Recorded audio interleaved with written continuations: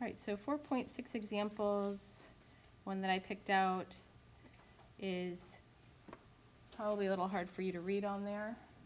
So I'm going to read it out loud. It says, use the formula pk,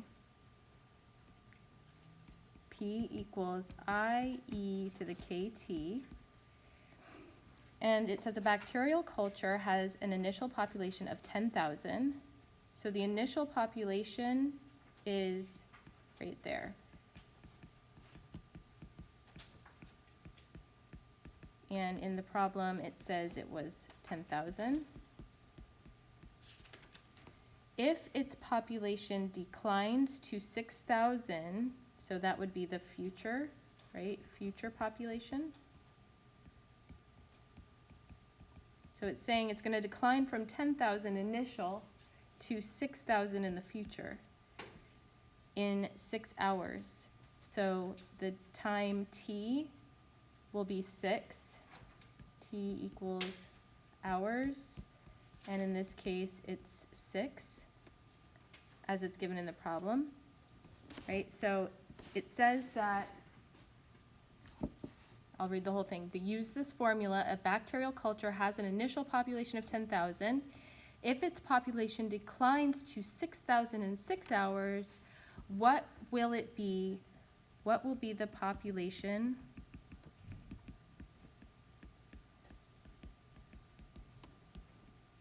be after 8 hours?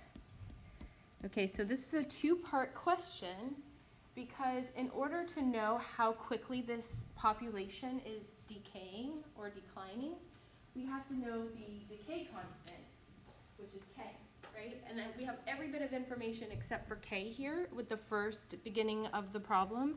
So just up here, all this with the initial population of 10,000, the future population of 6,000, and over 6 hours, that's all what we're going to do in step 1.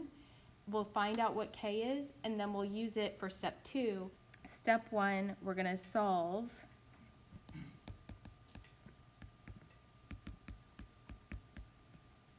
p, which is the future value 6,000, equals 10,000, the initial population, times e to the k, which we don't know, and t is 6. So solving for k here, we can do some of the simpler steps is to divide both sides by 10,000. So this becomes 1. And then we can cross out some of these zeros here. And 6 and 10 are both divisible by 2. So we can simplify the left-hand side to just be 3 over 5 equals e to this power of 6k. Now, to get k out of the exponent position, we're going to take the natural log of both sides. Because if we take the natural log of both sides, we're applying the inverse operation of e to something. So the expression, the exponential expression, e to something is exponential, right? The inverse of that would be the log base e, or the natural log. So I'm going to take the natural log on both sides. And because we know that we can use the power rule for logs, where you can take the power on your argument and put it in front of whatever your logarithm is. And we know that when you have the base of a logarithm matching the argument, what does that equal? Does anybody know the identity?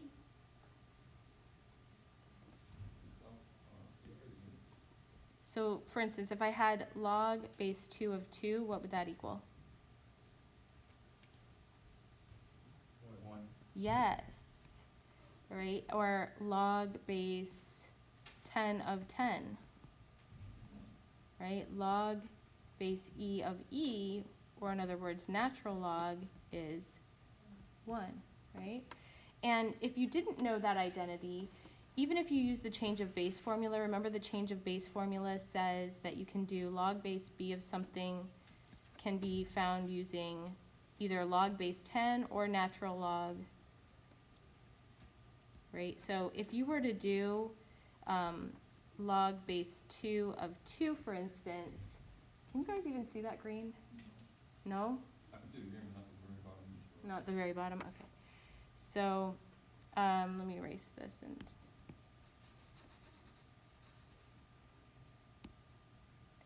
So if I'm trying to do log base 2 of 2, even if I didn't know that's 1, if I try to use the change of base formula, that would be ln of 2 over ln of 2.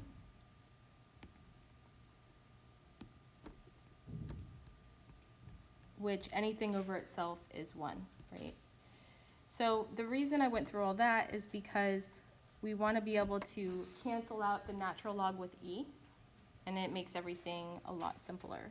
So on the left-hand side, we still have the natural log of 3/5. And so to get k alone here, we just need to divide both sides by 6. So now I have k is equal to the natural log of 3/5 divided by 6. Now, we can keep that as an exact value, or we can approximate it as a decimal. If we approximate it as a decimal, you want to use lots of decimal places so that you don't lose information in your final answer. The recommendation is that you don't round it, that you just use it as is, right, so you don't lose information. So that's step 1.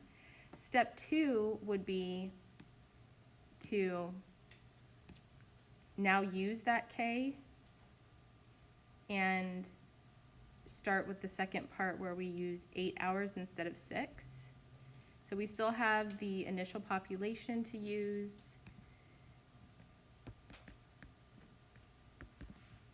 Use k equals natural log of 3/5 divided by 6. Use t equals 8. Use initial population equals 10,000. And find p, the future value.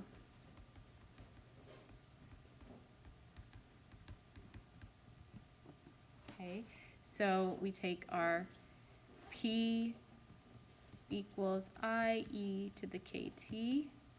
We plug in the future value is what we're looking for, so we leave that p. We plug in 10,000 for I. Leave e since that's just the natural number. K and t, so we have natural log 3/5 over 6 times 8. Or you can put the 8 just in the numerator, just to keep it a little more clean. Okay, so now working that out in your calculator,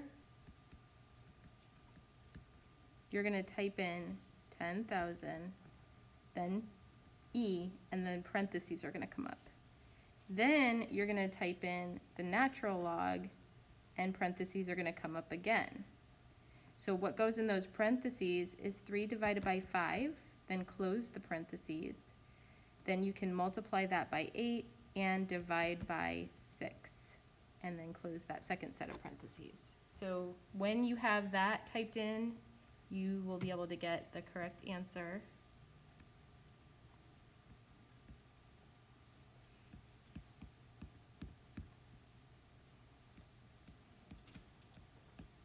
Something like that. So then the best answer will be B.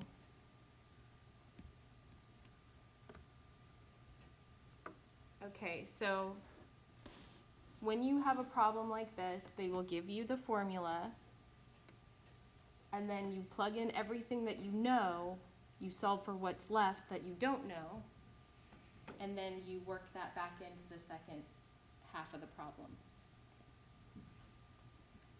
Any questions left over from this? Okay, so let's go on to another question. We have number 58 here from a problem set.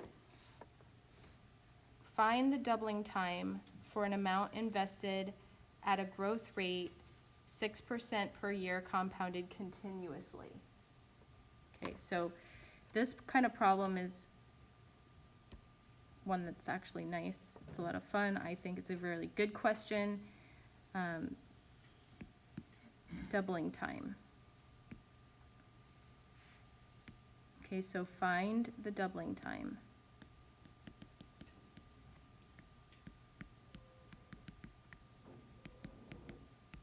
On an investment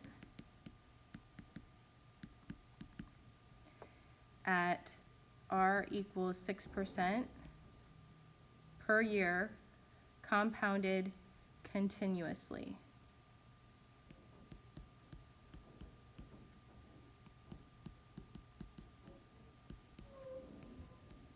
Okay, so this is one where you don't have an n times per year, or you read the word continuously and you understand that the formula to use is A equals PERT, where A is your future value, P is your present value, E is just E, R is your growth rate, T is time in years, right? So from what they've given us, we're finding time, so that means that's what we're solving for is T right here. That's the unknown that will stay an unknown until we solve for it. So they must have given us enough information to plug in A, P, and R. And it's not obvious the first time you do a problem like this, but once you do a couple, it's really easy. So it says doubling time, right? So that means that whatever my future value is, it's supposed to be double my initial value.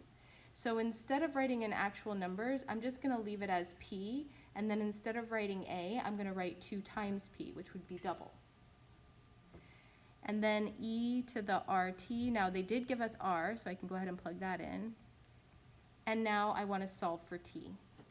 Now notice that when I start solving or simplifying this equation, one of the first things I can do is divide both sides by P, and then P just goes away. So we end up with a simplified version, 2 equals E to the 0.06t. And then what I want to do is take the inverse of each side. I want to use inverse operations to get the t out of the exponential position.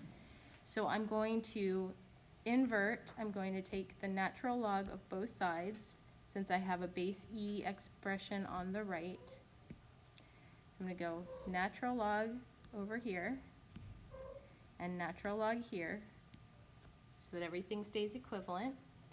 I know what's going to happen when I take the natural log of E. It's going to cancel out, and all that's going to be left is my exponent, right? And then I'm solving for t, so now I just need to divide both sides by 0.06. And there should be my answer when I calculate that. Natural log of 2 divided by 0.06. So I'm getting that t is about 11.5 or 11.6 if you round it to 1 decimal place years.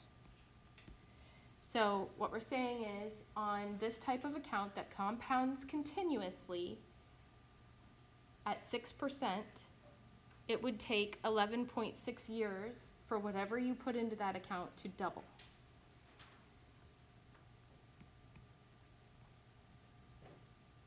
Okay, questions for me? Okay, so let's go on. How long will it take a sample of radioactive substance to decay to half of its original amount if it decays according to the function, and then they give us A of t, so that's function notation for, I don't know what the A is supposed to stand for, but since we're looking at radioactive substance, it must mean the radioactive substance according to time t, after time t has passed. And then 250 e to the negative 0.223t. So that's what was given there. And it says t is time in years. Then it says round your answer to the nearest hundredth of a year. So how long will it take a sample of radioactive substance to decay to half of its original amount? This is very much like the doubling time question, right? except instead of doubling, we're going to do half. So I have my initial amount right here. That's the initial amount of radioactive substance. So this is my future, which I want to be half in the future. So then I'll just replace the left-hand side with half of 250. So half of 250 is 125.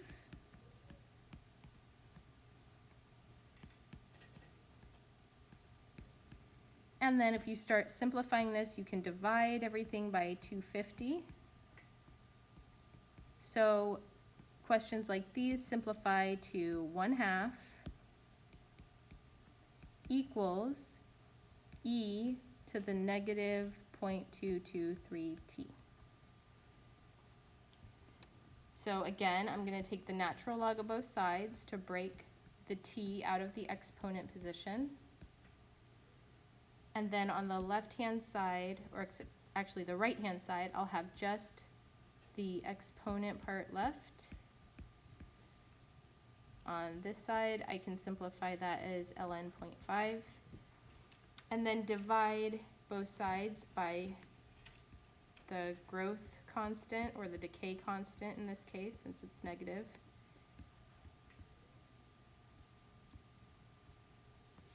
For some reason I need to fix that.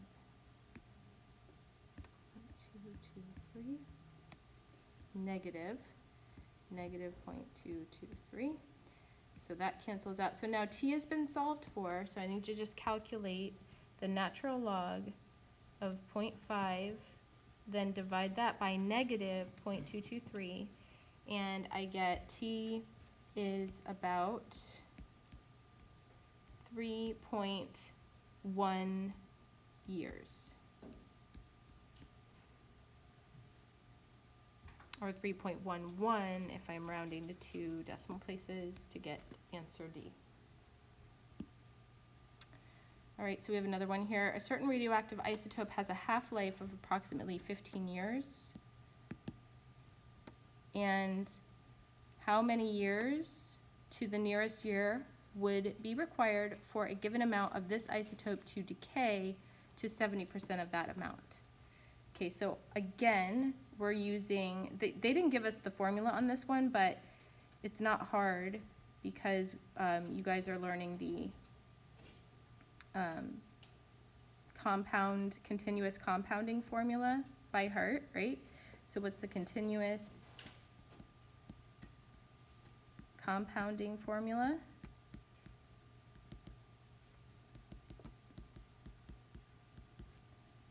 A equals P e to the RT. Now, when we see it for things like populations or radioactive decay, different letters will be used, but it's still this formula where you have, in general, future value equals present value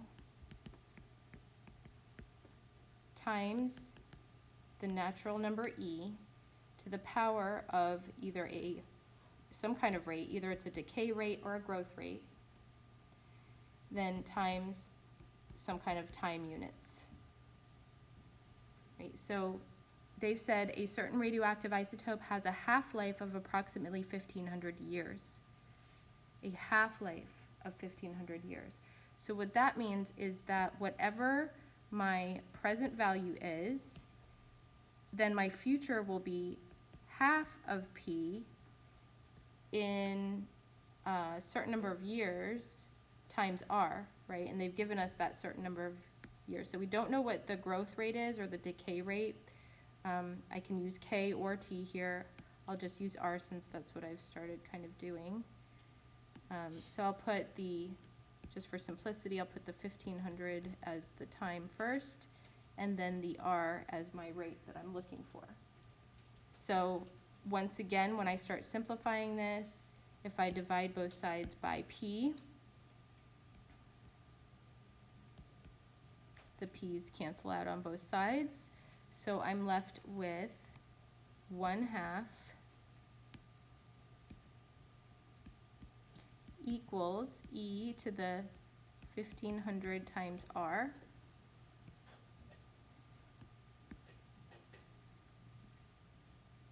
And then I need to take the natural log of both sides again. We have natural log 0.5 equals natural log E 1500 R. So this part becomes 1, and it solves the way it normally does. So we end up with R equals the natural log of 0.5 divided by 1500. And let's make sure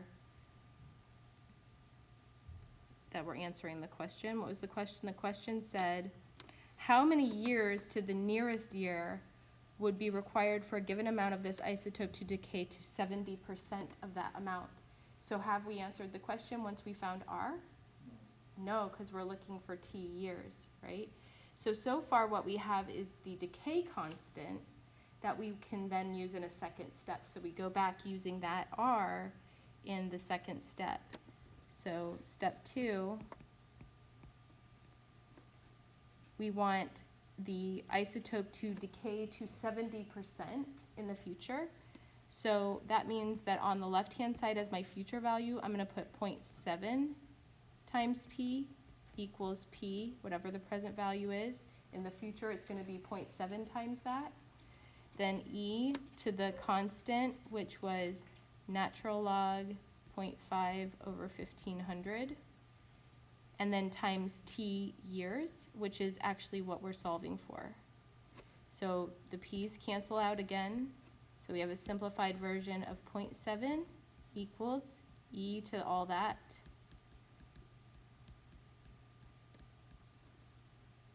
Sorry, it's a little tiny. Let me get bigger here.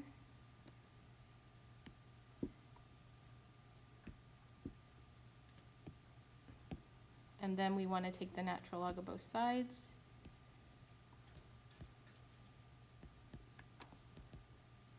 So on the right-hand side, you'll kind of start to get lazy and not show the natural log on both sides and just get rid of the E and show just what's left.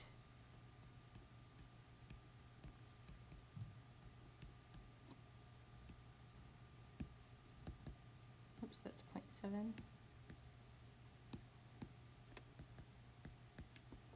Right, and so then how do you get rid of all this stuff that's attached to T?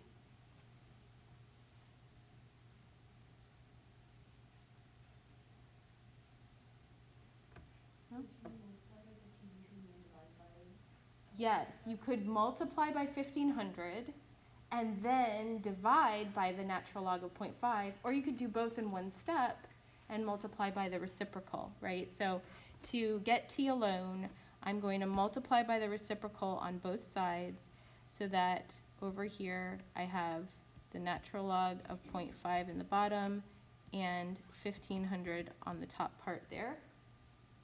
It's a little hard to see. Use a different color.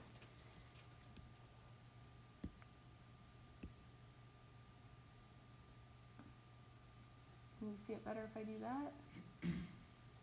There. Okay, so now we just need to calculate whatever that is.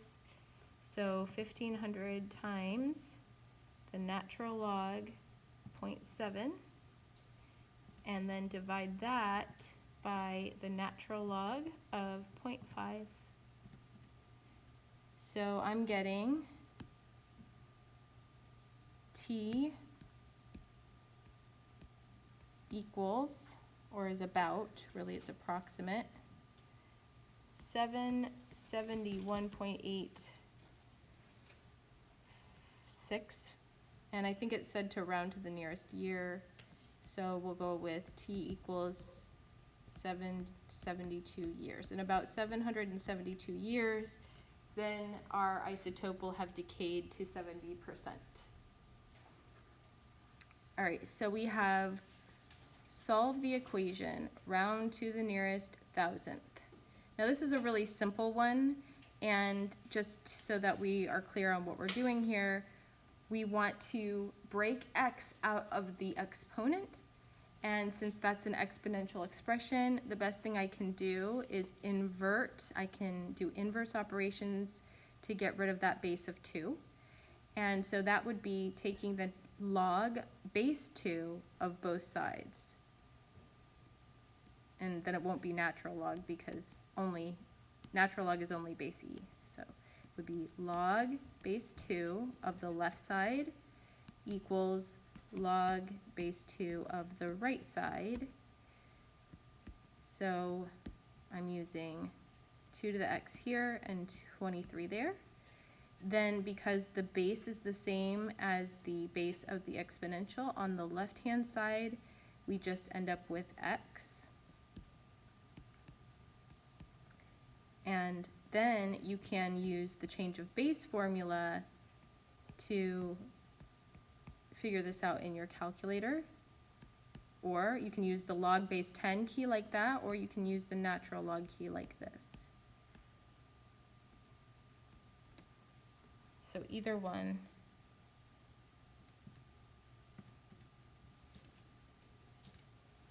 Just as long as you pick one and you use it for both the top and the bottom. They have to be the same. Right, so I'm getting about 4, so to the nearest thousandth, I got x is 4.524. Yeah? Okay, so that was an easier problem, but a good one so that we can extend that to more meaty problems. Right, so this one just has a little bit more to it. You're going to take the natural log, or not the natural log, the log base 3 of both sides. So I'll end up with log base 3 of 3 to the power of 3x minus 3 equals log base 3 of 24. So all this part cancels to 1, and then you just have 3x minus 3 equals log 24 over log 3. And then since we're solving for x, we still want to get rid of the extra stuff on the left side until x is alone. Right, so x is all that. So you have to calculate. Make sure that when you're doing it in your calculator, you are closing these parentheses before you do anything else.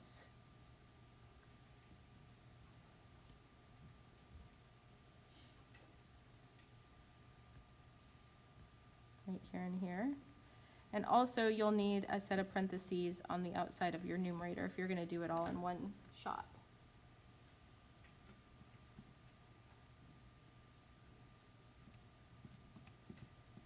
So log of 24 divided by log 3, and then that add 3 to that, quantity divided by 3.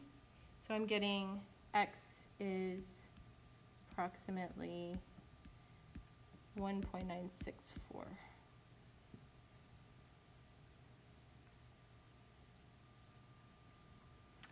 All right, so now the next one here, we have solve the equation round to the nearest thousandth. Okay, so you've got an exponential expression on both sides. They have different bases. So what might be the easiest thing to do, sometimes it's the easiest, sometimes there might be a slightly easier way. You can either take the log base 7 of both sides, but then it's gonna not get rid of the exponential on this side, it'll only get rid of it on the left, which is fine, you can still work with that. But you can also use natural log on both sides for a couple reasons. I like natural log on both sides because your calculator has that button, number one. And number two, because then it just looks cleaner instead of worrying about a base. And whenever you write LOG, you don't have to, like, LOG without any base on it is supposed to be log base 10, right? But sometimes you wonder, did the 10 get written down or not? Was it supposed to be log base 10? So I kind of like the natural log for the reason that it is more contained and more clear what it is. So I recommend using the ln on both sides. Okay, so we're going to take the natural log on both sides of this. So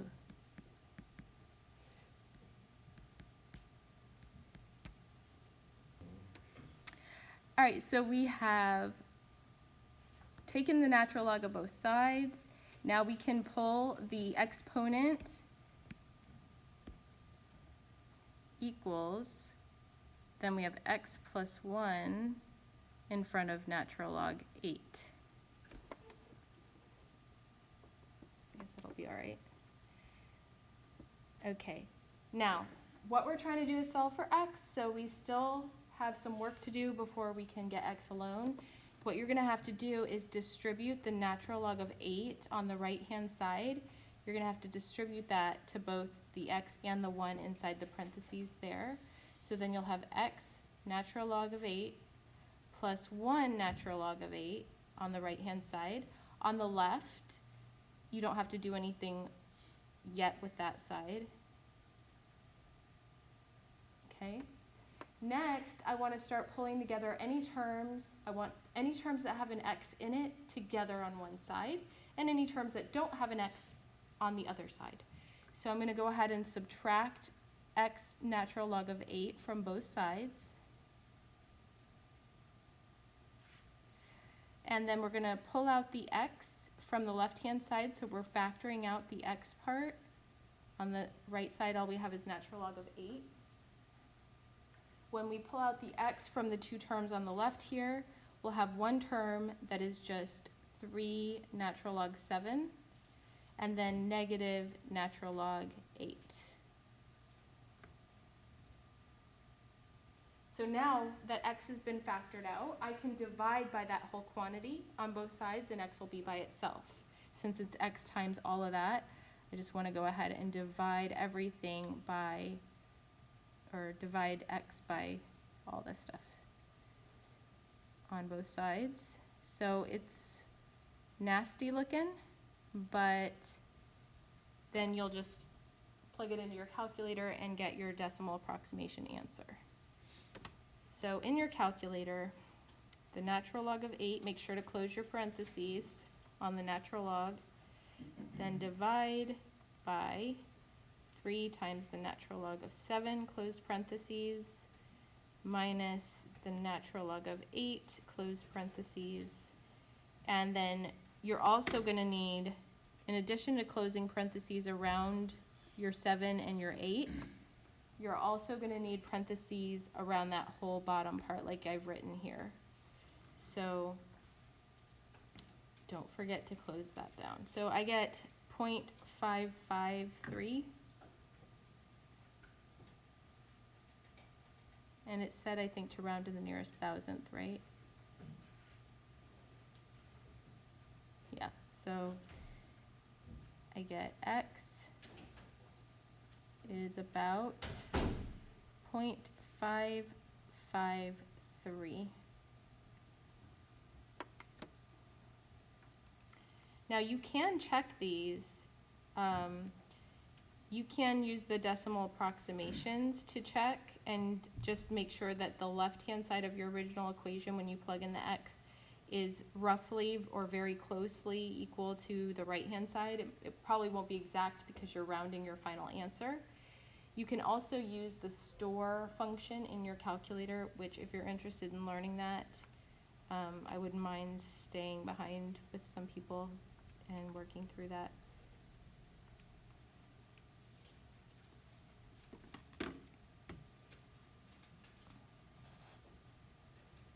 All right, so when I plugged the 0.553 into the left-hand side, I got approximately 25.24.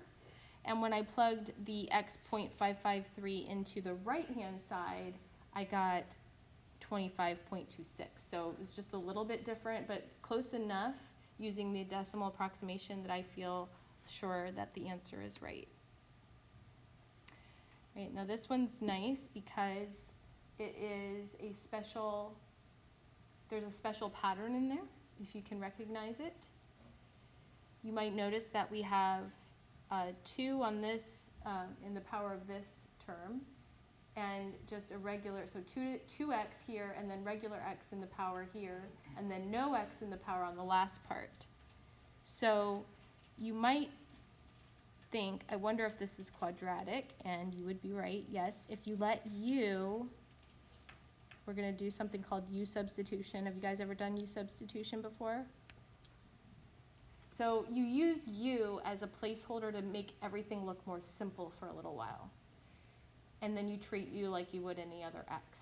So we're going to let u equal e to the x, right? And I'm getting that from looking right here because I'm suspicious that this might be like an x squared minus 8x plus 15 structure hidden in there. And instead of using x, I'm using u because u is just traditionally used for doing this type of substitution. And when you use u, it might help you remember that that's not your final answer, right? Instead of confusing it with the x that you're actually looking for. So I'm using u as my placeholder to see if I can rewrite this thing basically with u's instead of x's, like that. So by letting u equal e to the x, notice that e to the 2x can be written as e to the x to the power of 2, right? So that's why I can do that for that first term. And of course, for the second term, negative 8u makes sense, and then plus 15. So why do I want to do this? Because I know how to solve equations like this, and I might be able to factor it. If I can't factor it, I can use the quadratic formula. But this one looks like it's factorable, right? So remember, you would come up with, if you don't have a lead coefficient other than 1, you know you're going to have u in both of the double bubbles. The plus 15 means that I'm going to have the same sign in both bubbles. And the negative 8 means that they're both going to be negative. So what two numbers can I multiply together that add, they multiply to 15, but they add to 8? 5 and 3. So now I can set each one of these equal to 0. So I get u equals 5 and u equals 3. But those are not my final answers. At this point, I bring back the e to the x, right? Because it's actually x that I want to solve for, not just e to the x. So now, how do I break x out of the exponent position? Take the natural log of both sides, right? It's going to cancel the e on the left-hand side, so I'm going to end up with x equals the natural log of 5, and x equals the natural log of 3. Right? And then you can round those down or give it as an exact answer. If you leave it like it is, that would be an exact answer. And this says give the answer in exact form. So because of that, my solution set, I'm not going to even round. I'm just going to say natural log of 5 and natural log of 3. That's my solution set in exact form. Okay, questions? No? Okay. So let's do another fun one. Solve the equation, give the answer in exact form. Okay, so I'm going to, there's a lot going on in this one. So whenever I see multiple logs, I start thinking of ways that I can combine them into single logs, especially if they're all the same base. They have to be the same base, which they are, with the base on all of these is base 10. So I can simplify the right-hand side by condensing my log base 10 into the log of 5x minus 10. So how did I get the 5x minus 10? I'm distributing, right? Because we know we're going to combine it into, we're going to use basically the product rule for logs. If you have two separate logs of the same base, then you put them together as a single log with the product of their arguments. And if I multiply 5 times x minus 2, I do have to distribute the 5 to both x and negative 2 to get log 5x minus 10. On the left-hand side, I still have log 2x. And then since it's log base 10 on both sides, I can ignore them. It's like I've matched the bases, right? So because I have matching bases,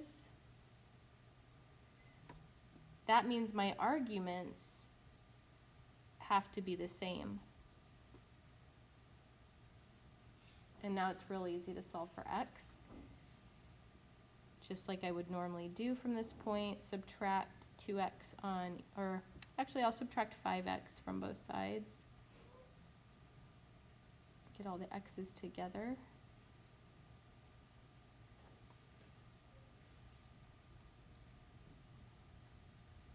So now I have negative 3x equals negative 10. And so x is equal to 10 over 3. Isn't that fun?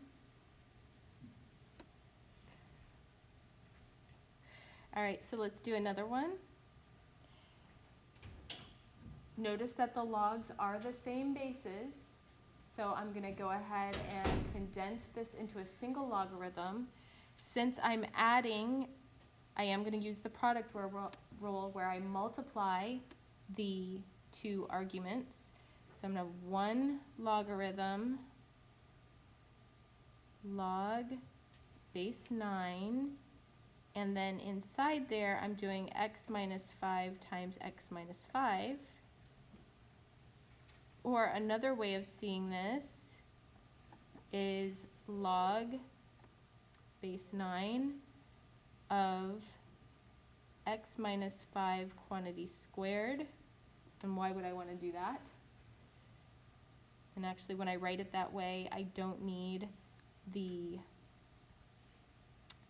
brackets on the outside.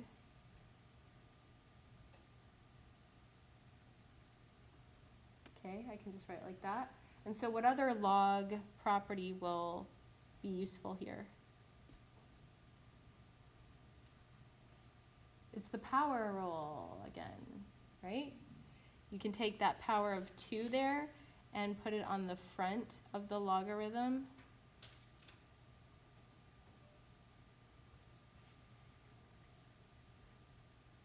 Divide both sides by 2. Right? Now what? How do I break?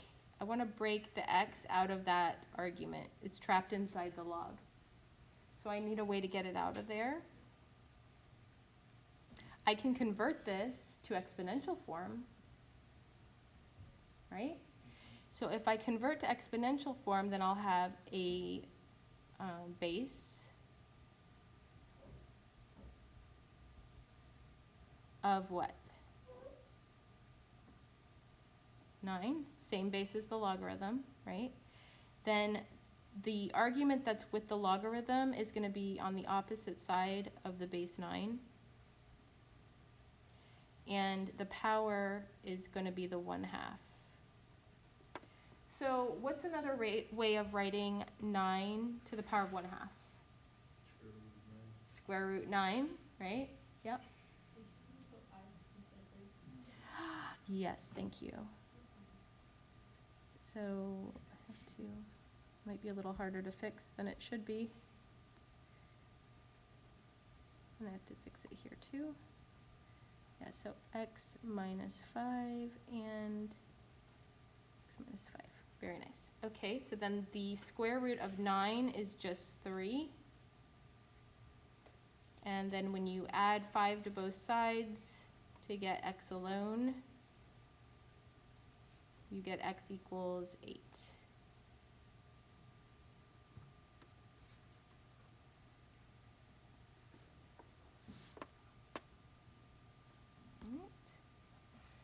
So I thought those were good ones where you can review putting logs together, and why we want to know that is because it helps us be able to solve problems like these.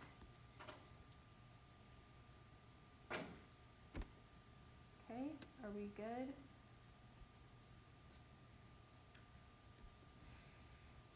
Right, so then that was basically 4.6 and 4.5 questions I had pulled together. So what else do we have in here? Do we have any more time? Yeah, we still have some good amount of time here. So we could work some 4.4. although I didn't find them very fun. I mean, they're fine. They're not, to me, challenging or interesting. Would you like me to do any from 4.4? What about 4.3? Do we need to do more examples from 4.3? Something like this, maybe? Did we already do all these? Ones like this?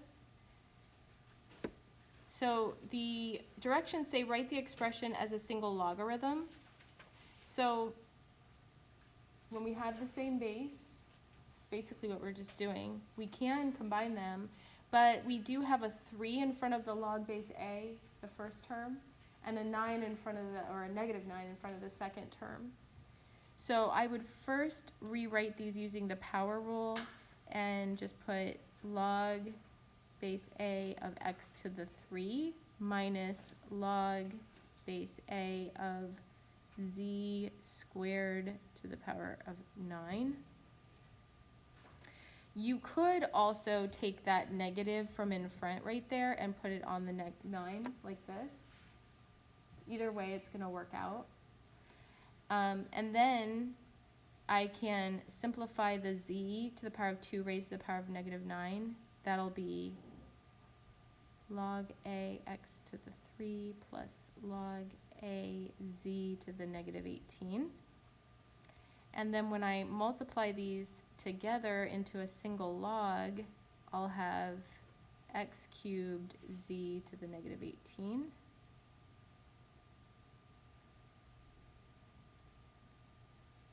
And then you can write the log that has the negative exponent, or you can write the z to the negative exponent with a positive exponent, like this. Oh, you can't see. Sorry, there we go. All right, which is the same thing. If you had left the negative in between the logs, you would have used the quotient rule. So let me show you with the quotient rule instead.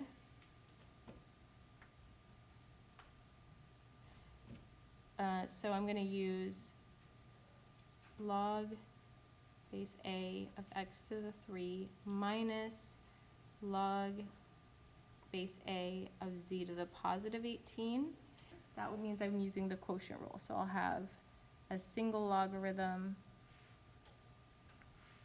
log base a, and then since it's a subtraction here, then I would know to divide the two arguments. So you do end up with the same result that way. And that was even a little simpler than before. We had fewer steps, leaving it like that.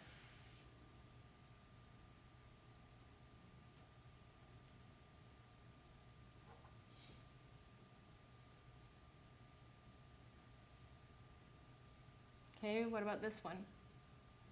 Oh, this is nice, right? So we're going to rewrite the expression. We're going to just use the logarithm properties to spread this out. We're basically, instead of condensing like we've been doing in the past, we're expanding here. So some of the things we can do are to change the cube root sign to a power of what?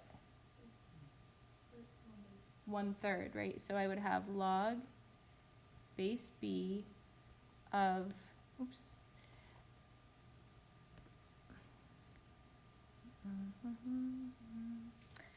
x to the 6, what's going on? X to the 6 over y squared z8 to the power of 1/3. Then I can put that 1/3 in front of the entire logarithm, right? But then I'm going to expand this to multiple logarithms. So I'm going to put a big set of square brackets on this. So on the inside now, I'm going to start spreading out, expanding my logarithm. So I have first the quotient rule I can use since I have a division here. So I'm going to break this up into 2 logs, where I have first the log base b of x to the 6 minus the log base b of y squared z8. Then this one I can rewrite as two separate logs also, since I have a product in the argument here. I can separate that to the sum of two logs, but you have to be very careful when you do this, since you've got a negative in front. You're going to have to multiply or distribute the negative to both of the new logs. So you're going to have 1/3 log b x to the 6th. Actually, as I'm doing this, I'm going to simplify some other things too. So notice the 6 can come in front there. So I'm going to do 6 log base b of x. Then I have the minus. Now I'm going to put a set of parentheses here so that I don't forget to distribute that negative. And then I'm going to have log base b of, this is getting harder to do without my pencil. Let me see if this thing's going to work for me now.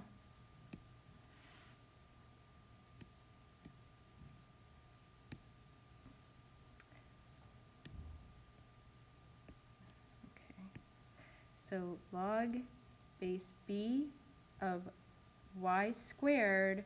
Notice I can put that 2 on the front, so I'm going to go ahead and do that. Is that good? Does that work for you? So I took this 2 and I put it on the front.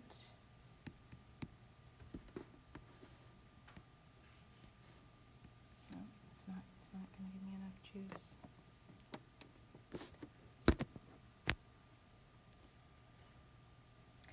And then I want to do plus.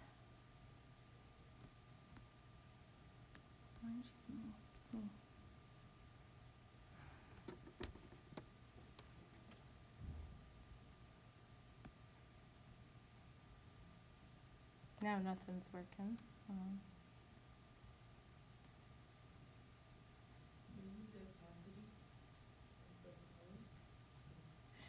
Yeah, I don't know. Maybe you're right. Okay, so then I'm going to put the 8 in front, and then I'll have log base b of z. Can you guys make that out? A little scratchy. And finally, distributing the negative. So when I distribute that negative, both terms inside there will become negative. So just to save the aggravation of rewriting everything, I'm going to erase the parentheses on the outside, and make sure to change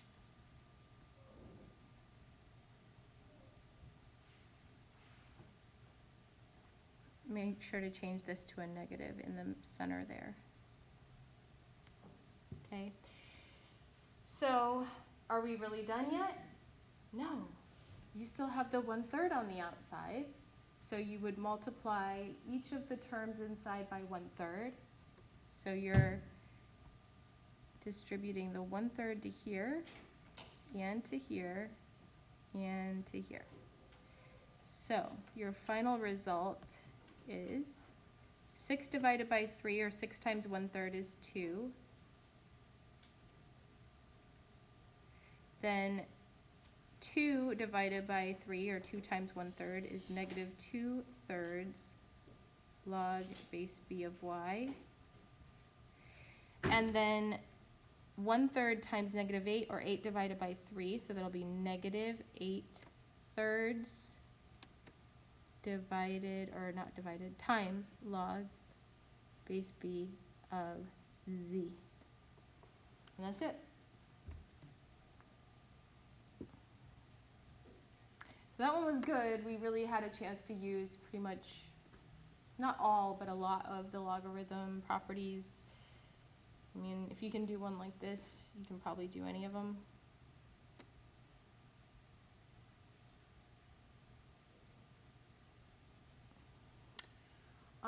So ones like these, it says use properties of logarithms to rewrite the expression, then simplify the result as much as possible.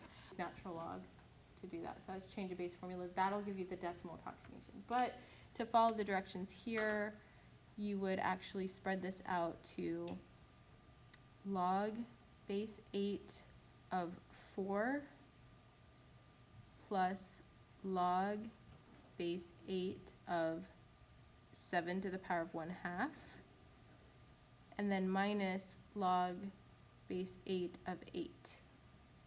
And the 1/2 can come in front, so on that second logarithm,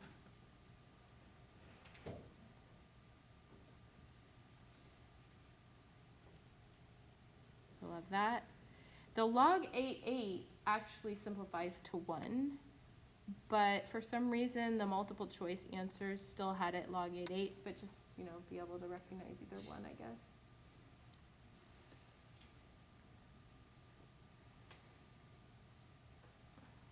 So that was really all I had picked out from a set of practice problems, which I will, you already have the one practice test that's in Blackboard, but I will also post more problems, another set of practice problems, including all of these and a few